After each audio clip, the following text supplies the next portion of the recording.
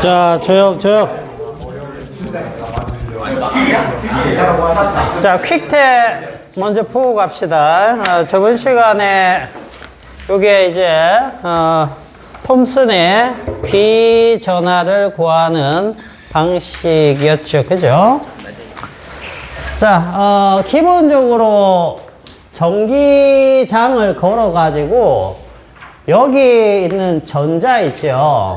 요 전자를 갖다가 쏴주는 겁니다. 어디로 쏴주는 거예요? 자기장으로, 그지? 자기장으로 이렇게 쏴주면 여기 자기장이 있습니다. 쏴주면 자기장에서 전화가 움직이게 되면 힘을 받게 돼 있어요. 그래서 힘을 받아 가지고 얘가 원운동을 하게 되는데, 이 원운동의 반지름만 측정을 하면 나머지 전압 알고 이런 것들 속력 알고 이렇게 되면 우리가 비전압값, 예를 들어서 비전화라는 것은 질량에 대한 전하량 값이거든요. 전자의 전하량이니까 우리가 E로 표현을 하는 거죠. 자, 이걸 구하는 방식에 대한 실험이었습니다. 그죠? 자, 그러면 여기 전자니까 여기가 마이너스 극으로 걸리고 여기 플러스 극으로 이렇게 전기장이 딱 걸리면 얘가 무슨 힘을 받는다? 무슨 힘을 받는다? 전기력을 받는다고 했죠? 이 전기력은 로렌츠 힘이라고 했어요. 그죠? 로렌츠 힘은 전기력에 의한 힘과 자기력에 의한 힘이기 때문에 여기에서도 로렌츠 힘이 걸리고 여기에서도 로렌츠 힘이 걸리는 겁니다. 알겠죠? 근데 선생님이 저번 시간에 로렌츠의 힘 설명하면서 얘기해 줬죠. 전기장에 의한 것과 자기장에 의한 것, 그리고 요거는 우리가 QE라고 정의를 하고, 그 다음 얘는 QV B 이렇게 정의를 하는데 지금 벡터 표시를 뺐습니다. 그냥 자, 요것이 여기에서 걸리는 거고 얘가 여기에서 걸리는 겁니다. 그러면 여기에서 지금 1을 구해라 라고 했는데 실제 1은 자, FS가 되겠죠. 맞나요? 우리가 배운 1은 이렇게 정의를 했잖아. 근데 F는 Q 이고 여기에서 이제 Q는 2로 들어가야 되는 겁니다. 실제로. 자, 그 다음에 요 간격을 만약에 D라고 하면 요게 S가 D로 들어가면 되겠죠. 그죠? QED 이렇게 되는데, 자, QED에서 이 전기 쪽을 여러분들이 제대로 안 배웠기 때문에 저번 시간에 이게 무엇과 같다라고 했습니까? V와 같다라고 했었고, 그죠? 그래서 책에 다 있습니다. 있는데, 자, 여기 얘가 2로 들어가고 그 다음에 이만큼이 V가 되면 이 V가 되고, 이 V가 무엇과 같으냐? 자, 여기에서 이 전기력 있죠? 전기력이 R자 힘이에요. 다른 힘은 없다는 얘기입니다. 그래서 R자 힘이 한 1은 운동 에너지로 모두 바뀐다라고 했어요. 그래서 이게 2분의 1 mv 제곱과 같다. 그래서 지금 우리 문제에 나와 있는 실험 장치에 적혀 있는 문자로만 표현되어 있기 때문에 그걸로 표현한다라고 하면 이게 답이 돼도 되고 이렇게 해도 됩니다. 알겠습니까? 둘 다 답이 되는 거예요. 그래서 이렇게나 이렇게 써주시면 되겠습니다. 1번이 그러니까 전기력이 한 1이 저만큼 되는 거예요. 자, 그 다음에 자기장 속으로 입사될 때 전자의 속력은 했습니다. 자, 이때는 여기에 들어가는 속력이 여기에서 나온 속력하고 동일한 겁니다. 알겠죠? 힘을 받았기 때문에 가속된 전자의 속력이 되겠죠. 그러면 자, 여기 1을 받은 만큼 운동 에너지가 이만큼 증가를 했기 때문에 자, 요걸 이용을 하시면 되겠어요. 요거를. 그래서 이 부위가 이건 전압입니다. 전압. 이 부위가 2분의 1 mv 제곱이고 요때 이 부위가 이 속력이 되겠죠? 그죠? 그래서 요걸 전개를 해주면 m 이 v 여기에 제곱 요거 씌워주면 되는 겁니다. 알겠죠? 자, 요게 2번 답이 되겠고, 자, 3번은 여기에서 일어나는 일을 가지고 우리가 얘기를 해야 되겠죠. 그래서 여기에서는 로렌츠의 힘 중 요 녀석을 받는 겁니다. 그죠? 자, 그래서 자, 힘을 받는데 원의 중심 방향으로 일어나는 힘, 이게 뭐죠? 구심력이죠? 그죠? 그래서 구심력, 요게 로렌츠의 힘 이렇게 된 거죠. 그 중에 얘가 되는 겁니다. 자, 그러면 원래 얘는 R분의 mv 제곱이 구심력식이에요. 그죠? 자, 그 다음 요건 qvb인데 여기에서 요게 이제 대문자 R로 들어가야 되겠죠? 자, 그 다음 요게 이 v b 이렇게 들어가는 겁니다. 그래서 여기에서 전개를 해서 m분의 2로 바꿔주시면 어떻게 돼요? 요게 r제곱, 그 다음에 b제곱, 그 다음에 2v 이렇게 나오겠죠. 여기에다가 뭘 집어넣어야 돼서? 요걸 집어넣는 겁니다. 알겠죠? 전개해 주시면 이렇게 나오는 겁니다. 전개는 여러분들 잘 할 수 있죠? 저번에도 했었고. 자, 그래서 답은 이제 이렇게 잡아주시면 되겠고, 그 다음에 4번은 선생님이 저번 시간에 그 내적 외적 알려드려서 그냥 간단하게 냈는데, 자, A 세트하고 A 4뉴턴, 4뉴턴이다. 오빈이는 이것까지 포함해서 제곱시켰더라. 그래서 그거 버렸어. 이게 문제가 이게 단위잖아. 단위. 뉴턴 제곱. 뉴턴 제곱. 뉴턴 제곱? 뉴턴 제곱. 자, 요거죠. 요거. 크기만 구하면 되니까 이게 내적이니까 내적은 코사인 값으로 해주시면 된다고 했죠. 그죠? 그래서 두 개 곱하면 16이고 코사인 세타 이렇게 조금 기억하라고 낸 문제입니다. 나중에 많이 나오기 때문에. 자, 얘는 16 사인 세타 요겁니다. 뭐 별거 없어요. 이제 방향은 얘는 어떻게 나오느냐라고 했을 때 A, B를 선생님이 안 정해줬죠. 그죠? 만약에 A가 여기, B가 여기다 라고 하면은 방향 어느 방향입니까? 위쪽 방향으로 나타나겠죠, 얘는. 그죠? 만약에 이게 A고 이게 B다 라고 하면 이쪽 아래쪽이 되겠죠, 면에. 그 방향성만 조금 알아두시면 되겠고, 얘는. 크기는 그냥 이렇게 간단하게 계산하시면 됩니다. 알겠어요? 오늘 거는 선생님이 되게 쉽게 최대한 수업했던 것 중에 쉬운 것만 냈습니다. 그렇게 보시면 되겠어요. 야, 비전화를 외우고 있을 줄 몰랐다, 내가. 나 설마 그거 외워서 답 쓸 거라고 생각을 안 했거든. 그거 외워야 되잖아. 응? 비전화는 굳이 안 외워도 됩니다. 알겠죠? 전자의 전하량은 외워 두셔야 되겠죠. 그건 기본 전하량이기 때문에. 알겠어요? 자, 오늘은 827페이지 가봅시다. 827.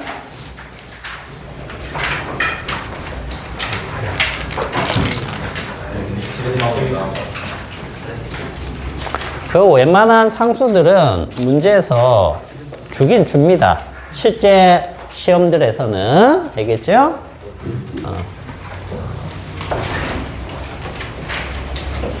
자, 오늘은 이 밀리컨의 기름방울 실험을 좀 할 건데,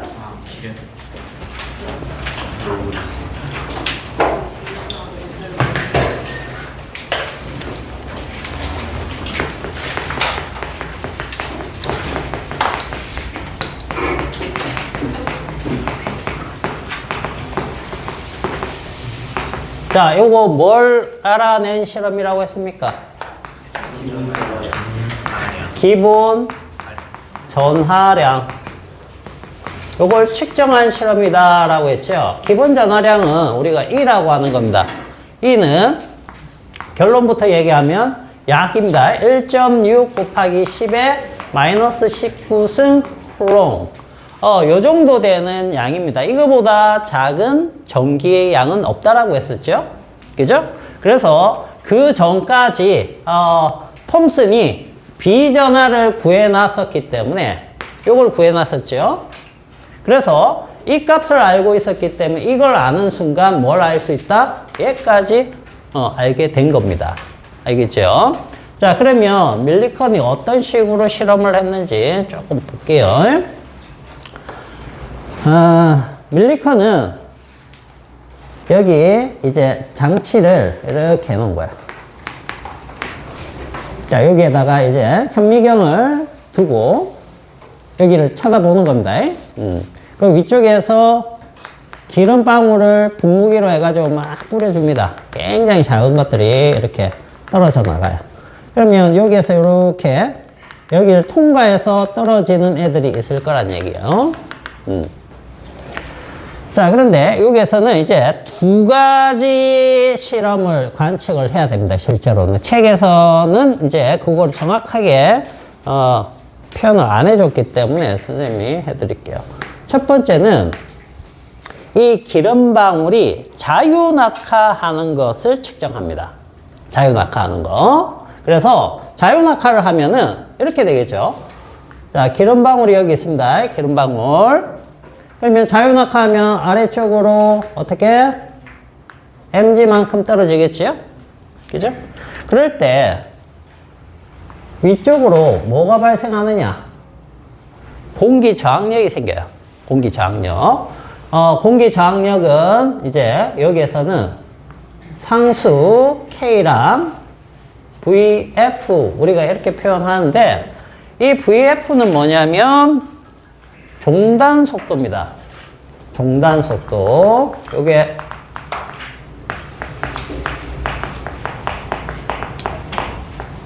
종단 속도 들어봤죠? 그죠? 사람이 아주 높은 곳에서 떨어지든 빗방울이 떨어지면 점점점 가속되다가 공기 저항이 속도가 점점점 올라가면 물체의 속도가 빨라지기 시작하겠죠. 그러면 공기 저항을 많이 받기 때문에 저항력도 커집니다. 근데 이 저항력이 중력보다는 클 수는 없겠죠.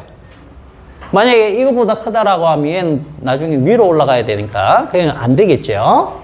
그래서 최대한 커지다 보면 뭐랑 같아진다? 중력이랑 같아진다. 그때 빠르기가 종단 속도다라고 생각하시면 돼요. 알겠죠? 이렇게 되면 아래쪽으로 어떤 운동을 하겠다? 금속 운동이 일어나겠죠. R자임이 0이 돼가지고. 그죠? 그래서, 자, 첫 번째는 이제, 요거, mg equal k v의 f. 이렇게 일단 하나 잡아 볼게요.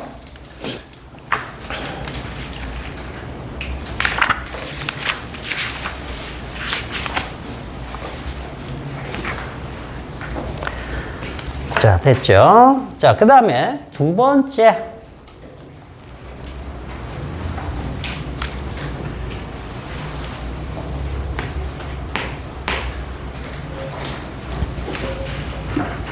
자, 두 번째는 이 아래쪽을 전기장을 이렇게 걸어줍니다. 전기장을. 근데 전기장 걸어주기 전에 여기에다가 뭘 쏘느냐면 X선을 쏩니다. X선. X선을. X선 같이 에너지가 큰 빛을 쏴주면 이 기름방울 얘네들이 이온이 됩니다. 이온이. 왜냐면 X선 때문에 이 공기 입자들이 이온화가 되고 전자들이 얘네들 기름방울하고 반응을 해서 이온이 되거든요. 그러면 이 이온이 됐을 때 마이너스를 띠는 기름방울들이 생길 수 있다는 뜻이야. 알겠어? 그러면은 여기가 마이너스고 여기를 플러스로 해가지고 전기장을 이쪽 방향으로 QE만큼 전기를 걸어줬겠죠? 그죠? 그럼 이 중에 마이너스 띄고 있는 애들이 어떻게 된다? 위로 올라간다는 얘기예요. 알겠어요? 위로 올라가게 되면 이런 일이 벌어지는 거죠. 이번에는 위쪽으로 QE만큼 전기력이 걸려 있습니다. 그죠? 근데 아래쪽으로는 뭐가 걸려 있죠? mg가 걸려 있고, 그 다음 얘가 위로 이동을 하기 때문에 공기 중에서 위로 올라가니까 공기 저항력을 받겠죠? 공기 저항력. 그죠? 요게 이제 K의 이제 요거는 아래쪽으로 떨어질 때 반대 방향으로 생긴 종단 속도라고 하면 요거는 좀 뭘로 할까? R로 하자 그냥. 자, 우리 책에서는 아마 요거 숫자를 1, 2 이런 식으로 표현했을 거예요. 알겠어요? 선생님 그냥 이렇게 종단 속도 F고 요거 반대 방향 R로 표현해 볼게요. 자, 이렇게 되면 얘네들도 종단 속도에 이르렀을 때 공기 저항이기 때문에 이쪽 방향으로 얘는 올라가면서 등속이 되는 겁니다. 등속. 자, 그러면은 여기에서는 자, QE는 mg 플러스 KVR 뭐 이런 식으로 이제 잡아주시면 되겠죠? 그죠? 자, 두 개의 식이 나왔는데 이 K 값과 이 K 값이 같은 거야. 그래서 자, 이 K로 바꿔볼게요. 자, K는 VF분의 mg. 그 다음 얘는 K로 바꾸면 자, K는 VR분의 QE-mg 이렇게 해주면 되겠죠? 그죠? 그래서 이 두 개가 같다라고 두고 뭘 구해봐야 되는 겁니까? 우리가 지금 구하고자 하는 것은 전하량이죠. Q를 구해야 된다는 거죠. Q. 요거. 이 녀석이 Q입니다. 지금. 알겠죠? 기름방울. 자, 그러면은 두 개가 같다.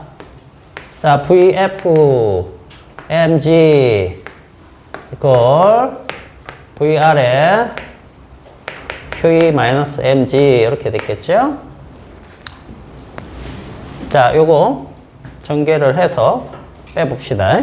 요게 일단 이쪽 올라가고 그 다음 mg가 나눠주는 데까지만 써볼게요. 일단 자, 그러면 VF분의 VR의 mg 마이너스 mg 이렇게 되겠죠? 자, Q는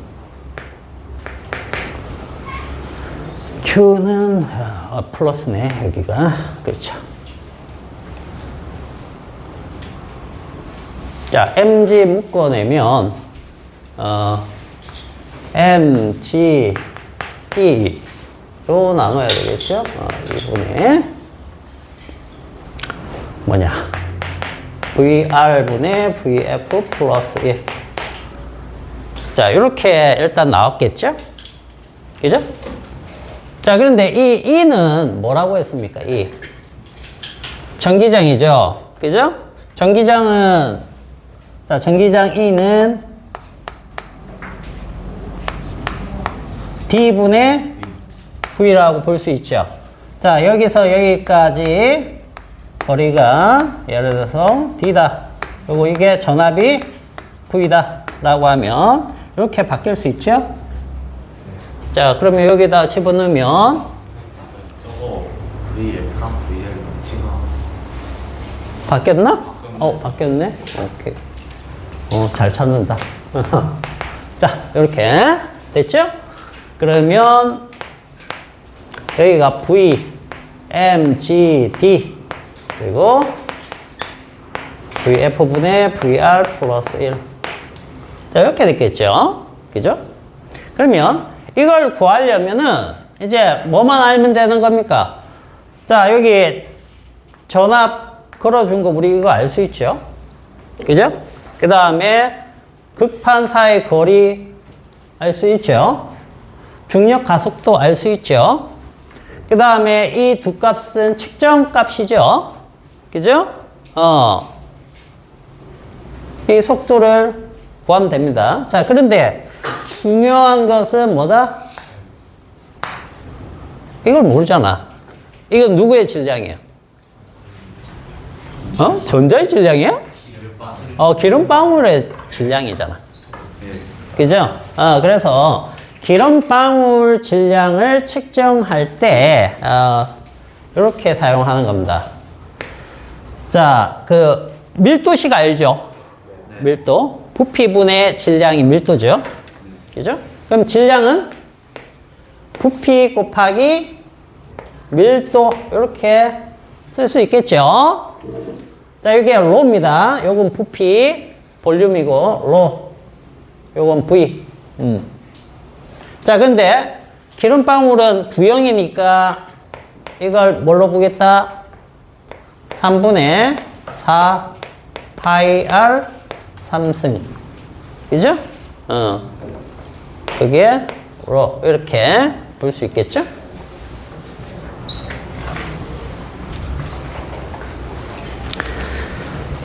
자, 그러면 여기에서 뭘 구할 거냐 하면 R을 구할 겁니다. R. 여기서 R을 구해가지고 그렇지.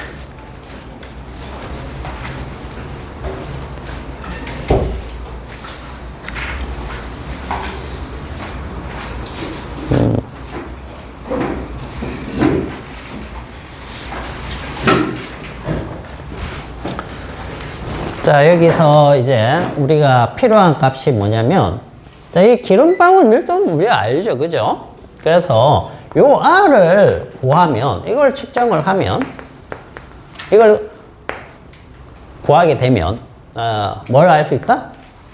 얘를 알 수 있다. 뭐, 요런 의미가 되겠죠? 그러면 요식 한번 볼까? 요식. 요식에서,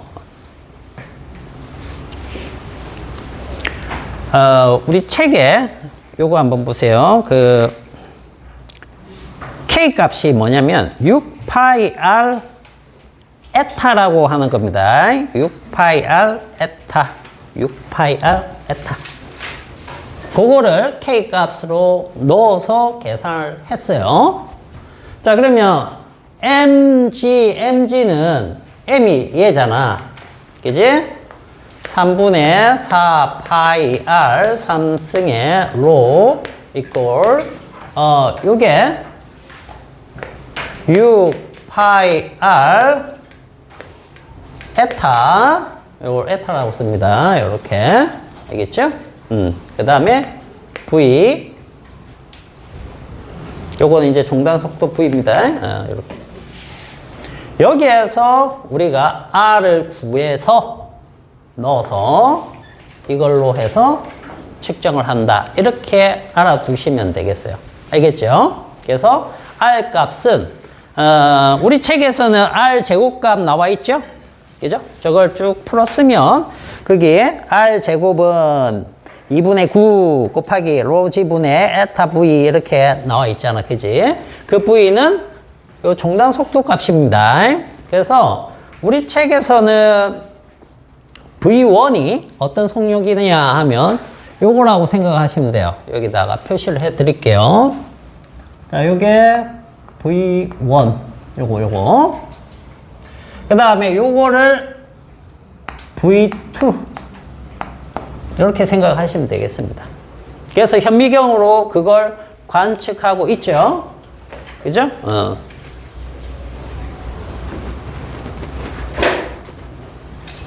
자, 그래서 우리는 뭘 아는 게 중요하냐 하면 밀리컨이 전하량을 계산하기 위해서 어떤 실험을 구성을 했는지 그거를 좀 봐두세요. 알겠죠? 이 수식을 뭐 전개하라는 게 아닙니다. 기름 방울을 갖다가 이온으로 만들어 가지고 전기장을 걸어서, 그죠? 전기력에 의해서 위로 올라갈 때 등속 운동을 하게 하는 것과, 그 다음 전기장을 걸지 않은 상태에서 자유낙하할 때 종단 속도에 금방 도달해요. 얘는 기름방울 질량이 작기 때문에. 그래서 금방 종단 속도에 도달할 때 그것이 떨어지는 것을 관측을 해가지고 두 개를 가지고 이렇게 전하량을 구하는 식을 유도를 한 겁니다. 알겠어요? 그래서 필요한 것을 측정을 하는 것. 그거를 한번 봐두시면 되겠습니다. 그렇게 해서 뭘 구했다? 전하량. 그렇죠? 이거를 근데 바로 구했겠습니까? 아니에요. 이런 과정을 통해 가지고 막 측정을 했을 거 아니야. 이건 누구의 전하량이에요? 이 Q는 기름방울들의 전하량이죠. 그죠? 근데 기름방울들이 되게 전하량이 클까 적을까? 적었겠죠? 적었는데 이것을 엄청 많이 측정을 해본 결과 어떤 결과가 나왔느냐 봤더니 모든 기름방울들이 실제로는 이제 측정값은 이 값은 아닙니다. 약간 다른데 그건 뭐 측정값까지는 필요가 없고, 자, 요걸로 나누었더니 전부 다 정수배를 가지더란 얘기야. 기름방울 전하량이. 무슨 말인지 알겠습니까? 그래서 이 값이 전체적으로 나타난 기름방울들의 기본이 되는 전하량이구나. 이걸로 다 떨어지고 있기 때문에. 그래서 이걸 기본 전하량으로 본 거예요. 알겠어요? 그리고 실제로 이제 그 뒤에 여러 가지 실험을 통해서 더 정확하게 측정해 보니까 이게 맞더라는 얘기예요. 이거보다 더 작은 전하량은 없더라는 얘기야. 알겠어요? 자, 이 과정이 밀리컨의 기름방울 실험이 됩니다. 아주 유명한 실험 중에 하나예요. 자, 그렇게 해서 기본 전하량, 그 다음에 이걸 가지고 비전하 이용하면 질량을 측정했는데 질량이 전자의 질량이 얼마 나왔어요? 9.1 곱하기 10의 마이너스 31승 킬로그램 이렇게 나왔더라는 얘기예요. 그래서 우리가 전자의 질량을 이렇게 쓰고 있는 겁니다. 됐죠? 자, 이렇게 이제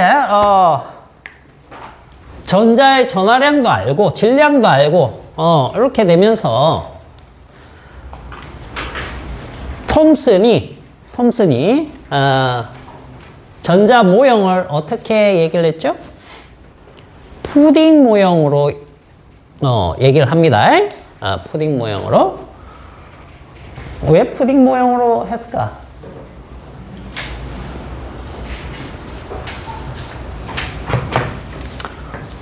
아침 뭐 보니까 다시 배고프다. 아침에 생기 먹고 있어.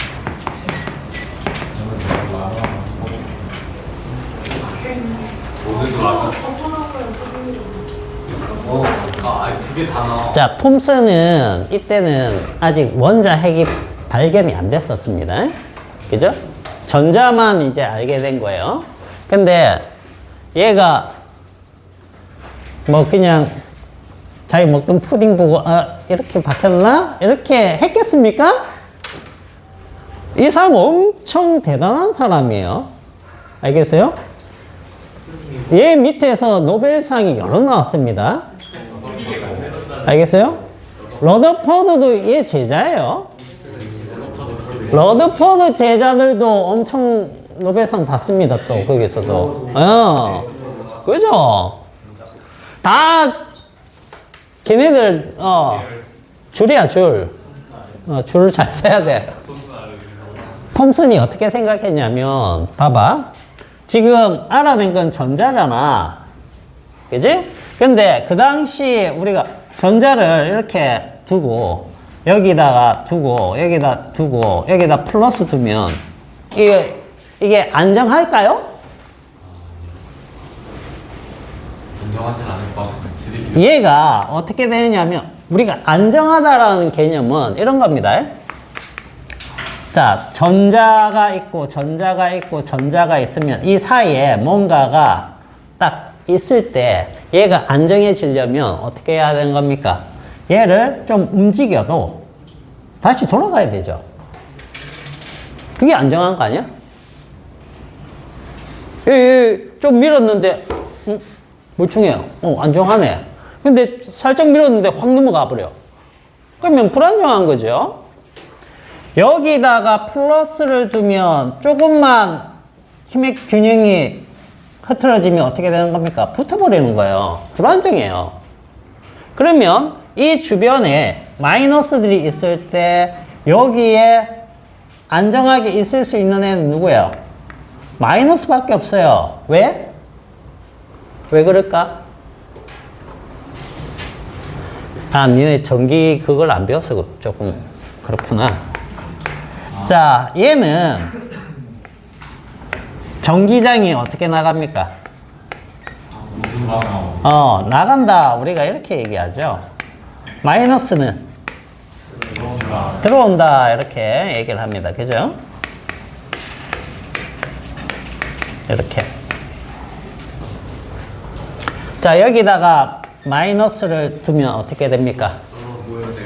여기 들어오죠? 이쪽으로. 끌려 들어와 버리는 겁니다. 그지? 자, 그럼 여기에다가 마이너스가 이렇게 온 사방으로 전기장을 이렇게 걸고 있기 때문에 여기다 플러스를 두면 들어가 버려요. 붙어 버려요. 그러나 마이너스를 두면은 마이너스와 마이너스는 서로 청력이 되기 때문에 얘를 이쪽으로 두더라도 밀려나가고 이쪽으로 가도 밀려나고 다 밀려나기 때문에 서로 밀어버리기 때문에 가운데 안정하게 존재할 수 있어요. 그래서 이런 플러스를 두는 게 아니고 마이너스를 두는 형태여야만 뭐가 된다? 얘네들이 안정하게 존재할 수 있다라는 겁니다. 그런데 얘네들만 있으면 중성이 안 되잖아요. 그래서 이거 전체가 플러스로 같은 양만큼 있다. 그 베이스에 얘네들이 박혀 있다. 이렇게 본 거예요.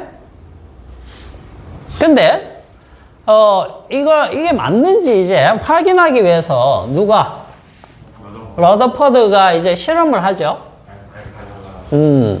알파 입자가 뭐죠? 헬륨 원자 핵입니다. 그래서 자, 위에서 보면 이제 금속박을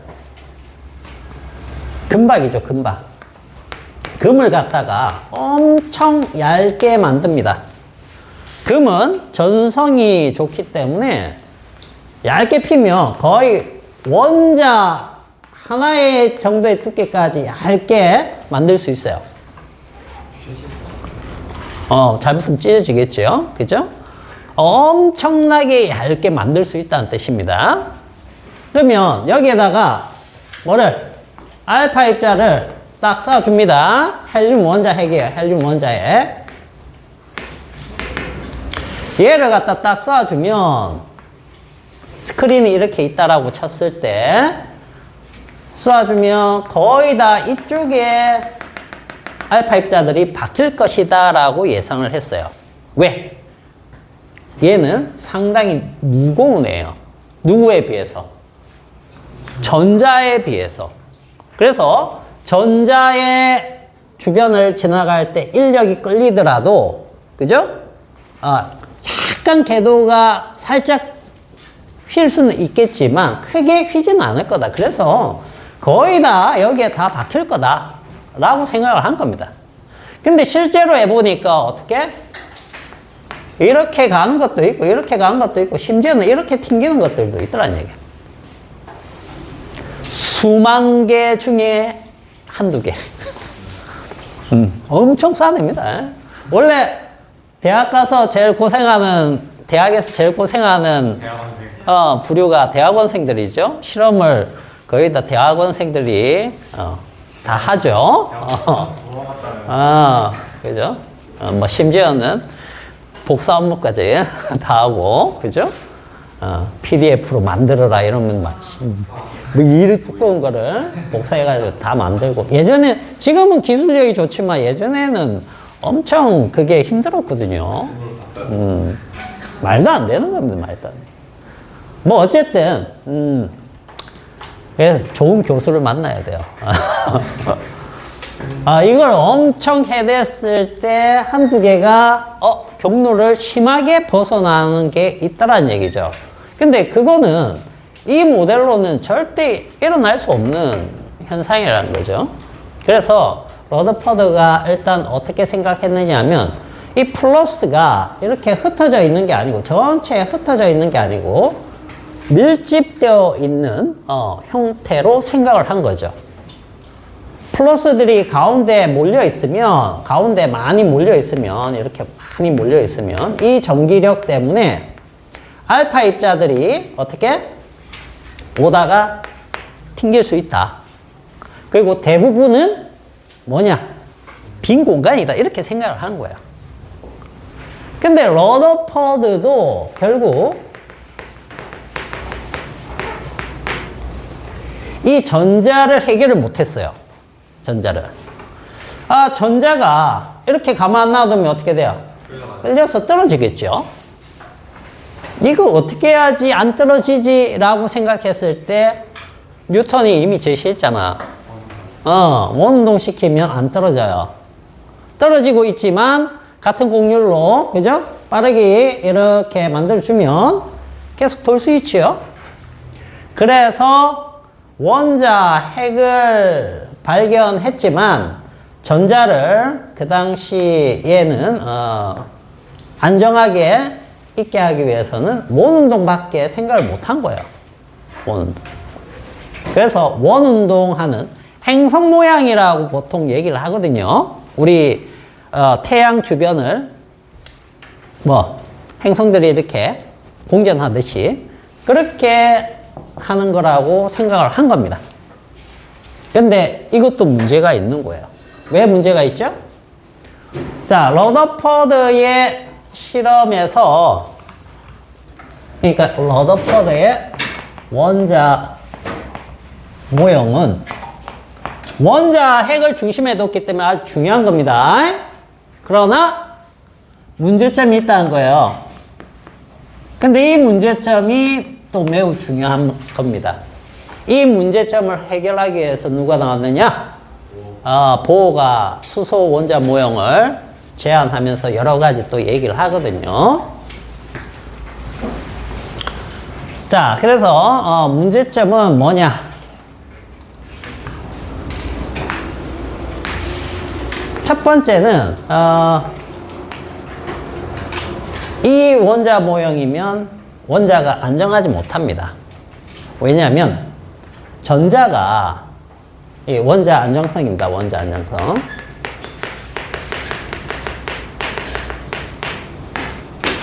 자, 전하를 띤 물체입니다. 전하를 가진 전자가 뭘 하느냐? 가속 운동을 하면 여기에서 어떤 운동이라고 했어요? 원 운동이라고 했죠. 원 운동은 무슨 운동에 속합니까?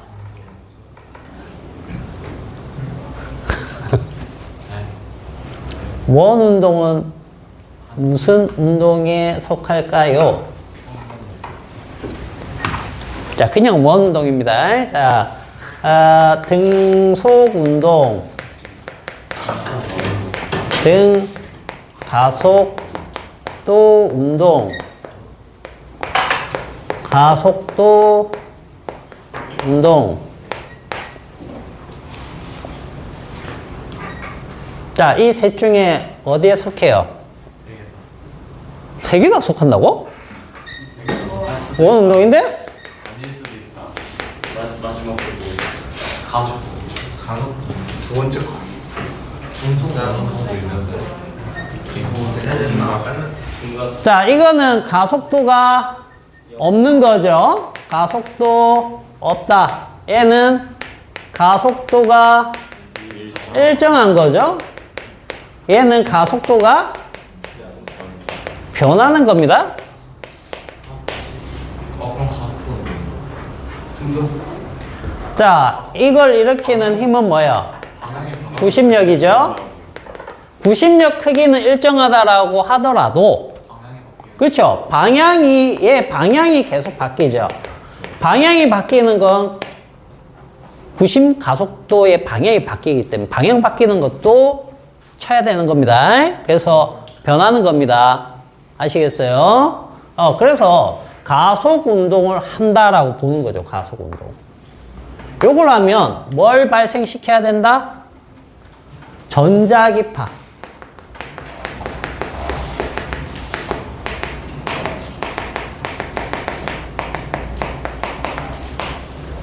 근데 전자기파는 뭐예요? 이건 뭐야? 이건 에너지잖아. 그죠? 에너지기 때문에 결국 얘는 경로가 어떻게 돼요? 이걸 유지를 못하고 계속 감소를 해야 돼, 이렇게. 이런 식으로. 안정하지가 못한 거죠. 자, 그리고 얘가 전자기파를 이렇게 발생시키면 계속 전자기파를 발생시키면서 떨어지고 있기 때문에 이 전자기파는 어떤 형태로 나오겠다? 연속적으로 나오는 거예요. 연속적으로. 알겠습니까? 그런데 실제로는 어떻게 나왔느냐? 자, 두 번째. 자, 요건 선 스펙트럼. 원자에서 나오는 선 스펙트럼 설명 못 합니다. 왜? 여기에서는 이 전자기파 때문에, 연속 스펙트럼.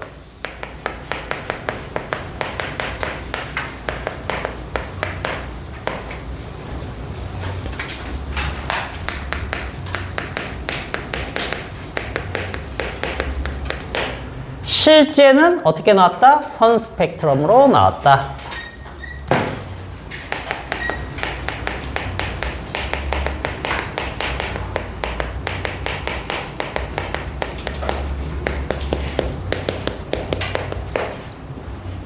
자, 이거죠. 이 두 가지가 이제 문제점이었다는 거죠. 자, 그래서 그 원자핵 발견, 이 업적은 대단한 겁니다. 러더퍼드의 알파 입자 산란 실험. 자기 스승인 톰슨의 모형을 확인하기 위해서 실험을 한 건데, 이상한 결과가 나왔다는 거죠. 그죠?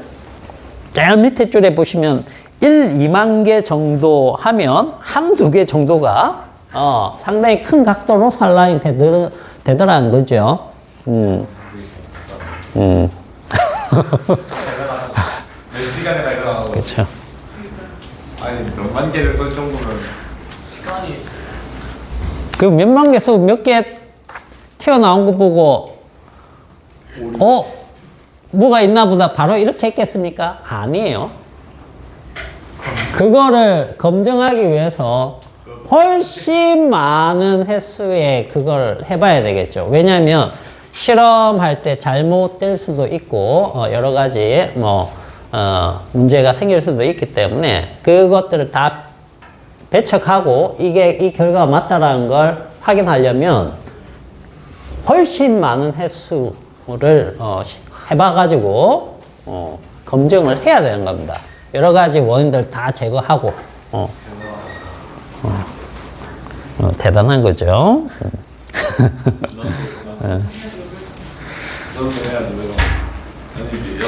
그래도 얘네들은 그 스승이 노벨상 탔으니까 그죠?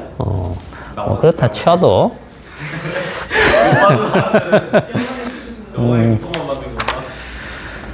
자, 그래서 여러분들 거기 830페이지 쪽까지 가 보시면 러더포드의 원자 모형 해가지고 일단 나와 있는데 그림 한번 보세요. 거기 보시면은 원자 스케일이 어느 정도입니까? 10의 마이너스 10승 미터죠? 그죠? 이게 옹고스트롬으로 하면 1 옹고스트롬이죠? 그죠? 그 정도 사이즈가 원자 핵 사이즈다라고 생각을 하시면 됩니다. 알겠죠? 그 다음에 원자 사이즈는 그 정도고 원자 핵은 10의 마이너스 15승 미터. 요거 접동으로 바꾸면 뭐가 되죠? 혹시 아나?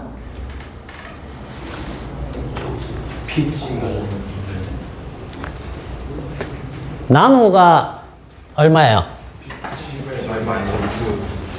나노미터가 10의 마이너스 9승 미터죠? 그죠? 1나노가? 나노 다음에 뭐야? 피코면 여기 마이너스가 여기 붙어야지. 10의 마이너스 12승. 그죠? 피코미터.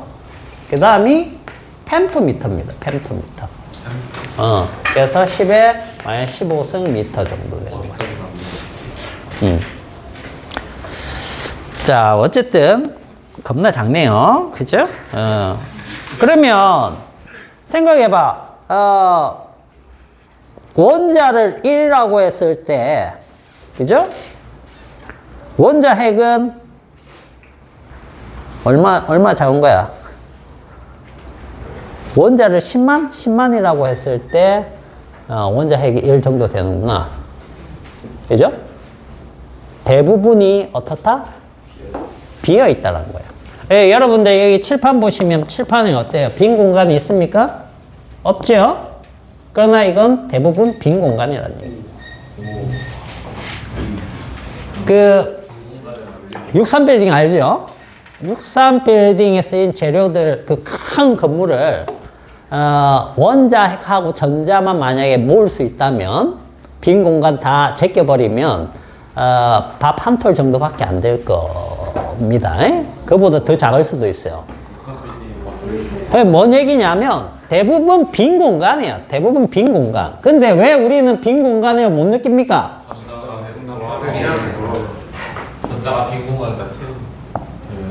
우리는 전기력 때문에 이걸 뚫을 수가 없죠. 즉 우리는 실제로 얘를 만진 적이 있습니까? 없어요. 우리는 여기 바닥에 붙어 있습니까? 떠 있어요. 떠 있어. 실제로 떠 있습니다. 미세하게. 아주 미세하게. 왜냐하면 중력이 전자기력 이길 수 있습니까? 안 돼요. 기억이 정확하게 안 나는데 전자기력이 중력보다 대략 10의 31승배 정도 커요. 만약에 전자기력보다 중력이 커버리면 어떻게 되는 겁니까? 왼쪽에 박히는. 우리 다 떨어져 나가요. 예? 우리 전자들이, 아니 원자들이 싹 다 이렇게 떨어져 가지고 다 떨어져 나갈 겁니다. 액체가 돼버려. 우리가 멀쩡한 거는 전자기력이 월등하게 강하기 때문에 그런 거예요. 그래서 사실 우리가 만진 적도 없고, 그죠? 우리가 만졌다라고 느끼는 건 뭡니까? 서로 간의 반발력 때문에 이 피부를 누르겠지요?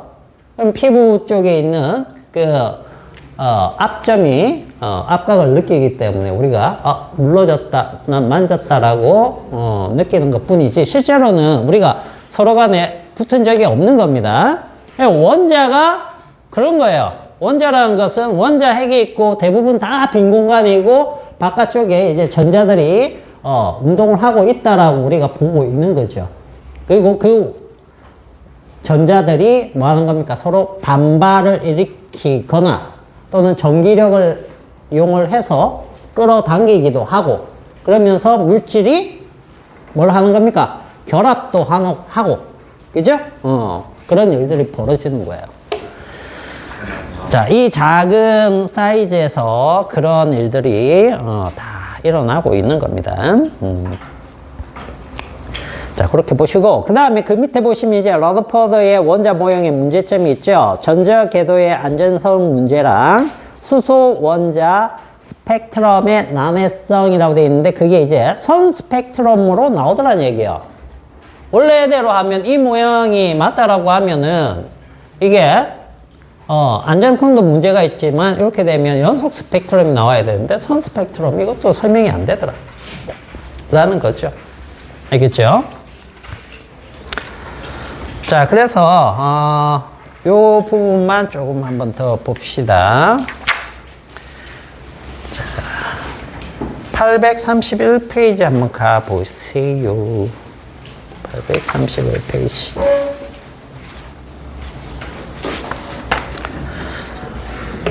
자, 거기 보시면 이제 수소 원자 스펙트럼 이렇게 돼 있는데 자, 수소 원자 스펙트럼은 어떻게 만듭니까?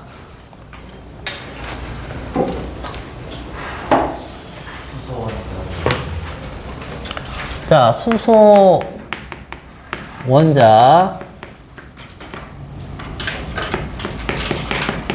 스펙트럼인데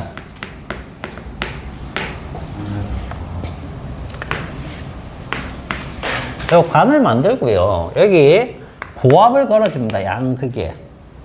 알겠어요?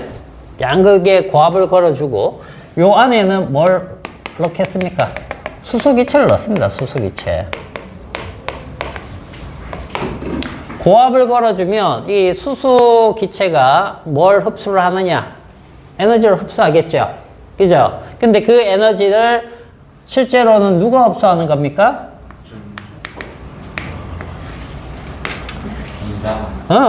전자가 흡수한다고. 전자가 이 차이만큼의 에너지를 흡수하면 전이를 합니다. 이렇게. 이때 흡수하는 에너지는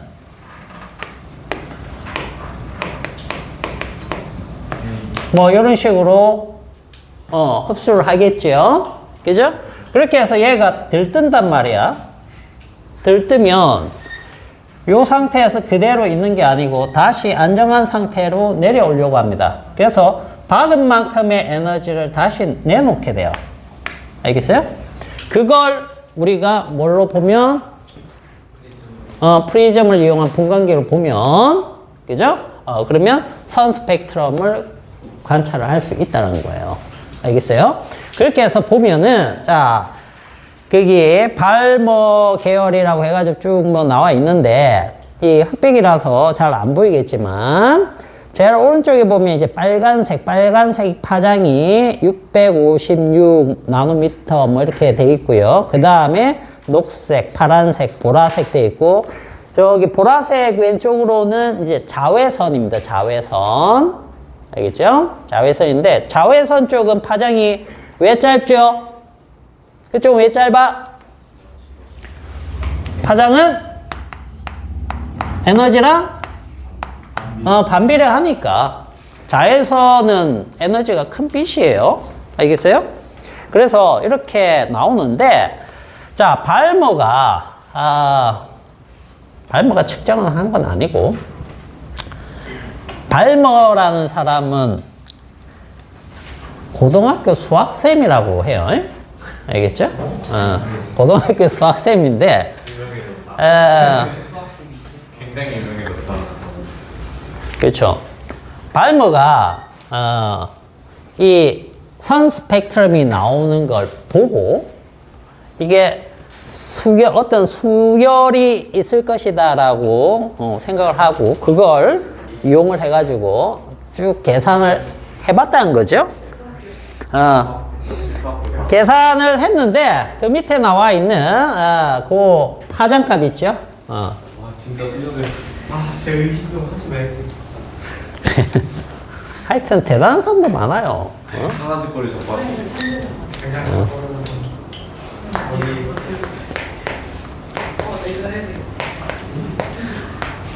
자, 요거는 이제 이 상수값은 그거랑 헷갈리시면 안 됩니다.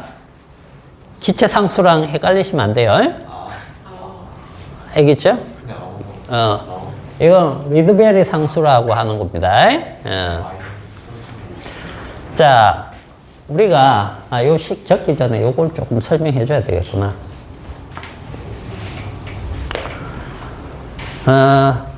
여기 원자핵이 있고 제일 안쪽 궤도, 그 다음 궤도, 그 다음 궤도, 그 다음 궤도 이렇게 전자가 있을 수 있는 궤도들이 있겠죠? 그죠? 그런데 이 안쪽 궤도일수록 에너지 값이 낮습니다. 그래서 낮아서 안정하기 때문에 항상 제일 안쪽부터 채워지려는 성향이 있어요. 알겠죠? 그럼 바깥쪽으로 갈수록 에너지가 높다라고 볼 수 있겠죠? 근데 우리가 뭘 어떻게 잡았느냐 하면 제일 바깥쪽 궤도의 에너지를 무한대로 잡는 게 아니고 0으로 잡았죠. 알겠어요? 여기를 0으로 잡았기 때문에 이 안쪽 궤도는 마이너스 포텐셜이라고 생각하시면 됩니다. 마이너스 값을 가지고 있다. 그래서 여기가 우리가 양자수, 주양자수라고 하는 겁니다. 주양자수. 에너지의 크기를 얘기하는데 요거 N1 그 다음 두 번째를 N2 세 번째를 여기 좀 할까? 세 번째 3 네 번째 N4 이런 식으로 해서 올라가기 때문에 여기쯤을 무한대로 할게요. 여기를 알겠죠? 무한대 지점의 에너지를 0이라고 뒀습니다. 그리고 여기가 얼마냐 하면 나중에 하겠지만 요 에너지를 이렇게 표현해요. N제곱에 마이너스 13.6 일렉트론 볼트입니다. 알겠죠? 화학에서는 이걸 줄 값으로 쓰기 때문에 요 값이 좀 다릅니다. 다른데 자, 요거 1로면은 여기 에너지 값이 얼마가 되는 겁니까? 마이너스 13.6 일렉트론 볼트 뭐 이렇게 나온다는 뜻이에요. 그럼 두 번째는 E는 4분의 마이너스 13.6 일렉트론 볼트 뭐 이런 식으로 나오겠죠? 그죠? 이렇게 되면서 점점 0에 가까워지는 거예요. 그런데 발머 계열이란 건 뭐냐면 발머가 지금 알아낸 것은 뭐냐면 요거 있죠. N2번 이쪽으로 떨어지는 애들이 있습니다. 여기서 이렇게 떨어지고 여기서 이렇게 떨어지고 여기서 이렇게 떨어진다라고 치면 이 차이만큼의 에너지가 쭉 나오겠죠? 그죠? HF만큼 쭉 나오겠죠? 그 에너지 값을 가지는 것은 어떤 빛으로 나오느냐 봤더니 전부 다 가시광선이더라. 알겠어요? 여기로 떨어진 건 다 가시광선 계열이 되는 겁니다. 영역이. 그래서 요거 있죠. 요거 3에서 2로 떨어지면 에너지가 이 중에 제일 큰 거예요? 제일 작은 거예요?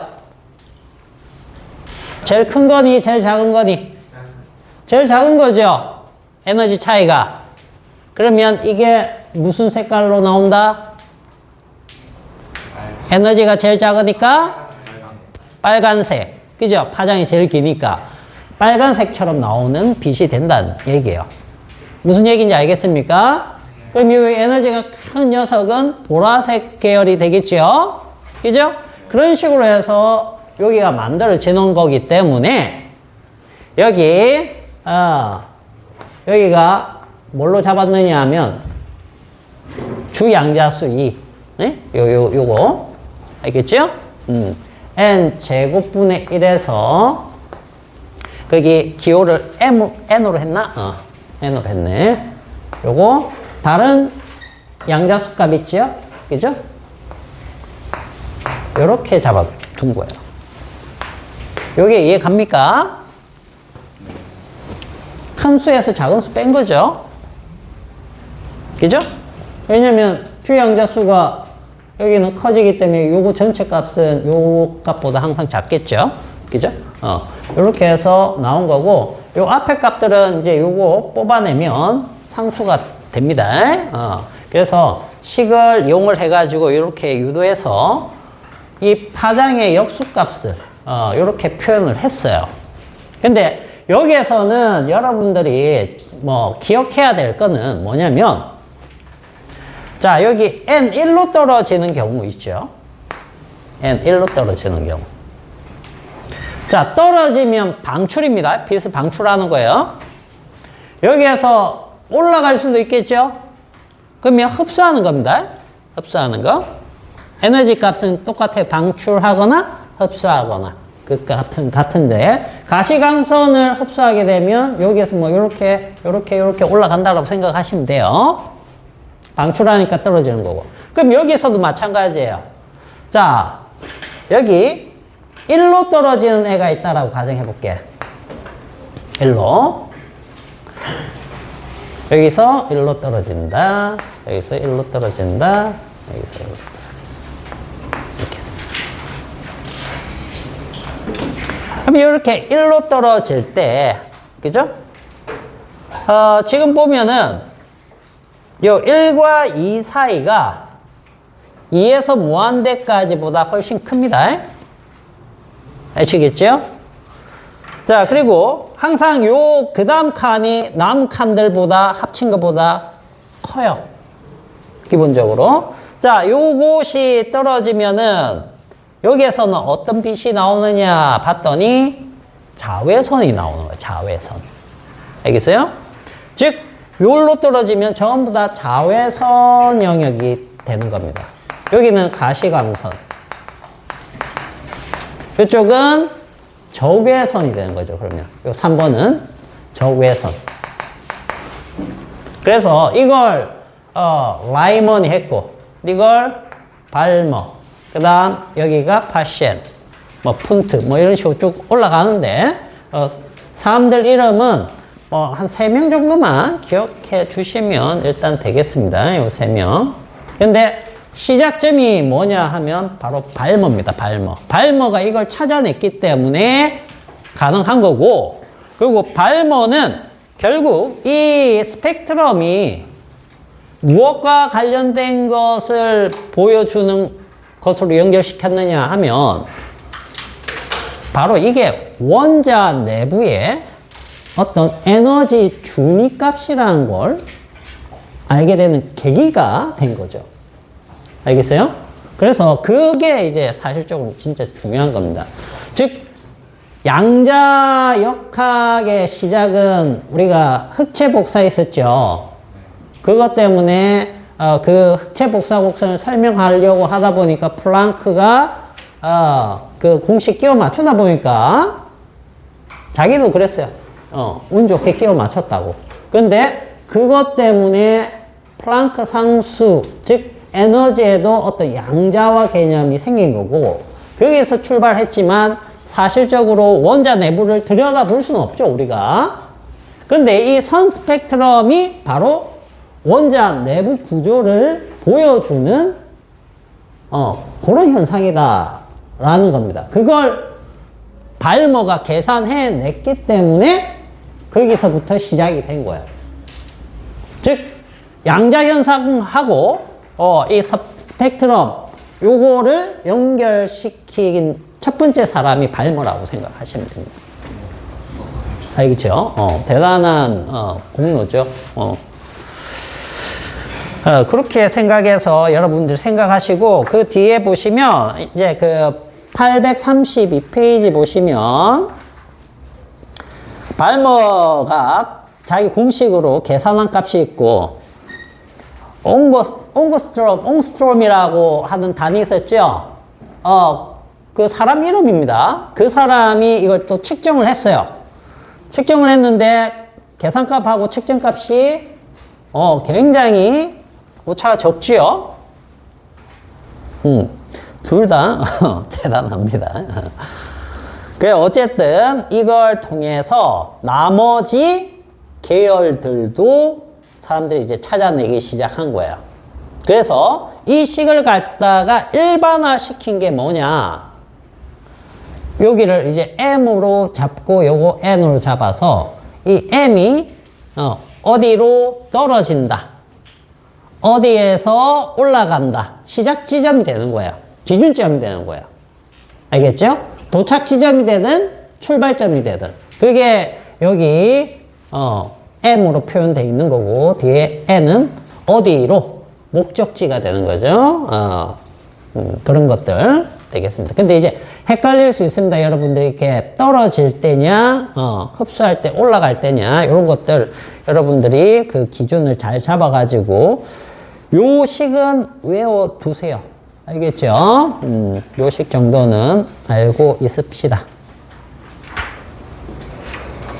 그래서 1로 떨어지면 라이먼 계열, 2로 떨어지면 발머, 3으로 떨어지면 파셴, 그 다음 4, 5 브래킷하고 푼트 뭐 이런 계열이 있습니다.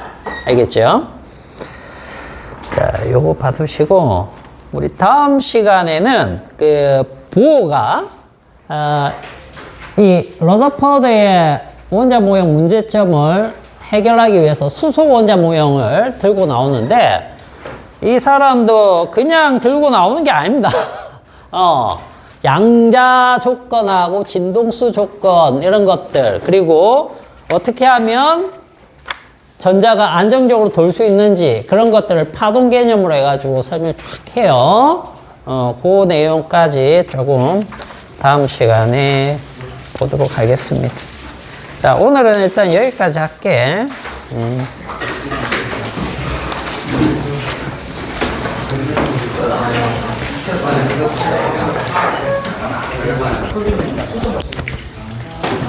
그러면 안 돼.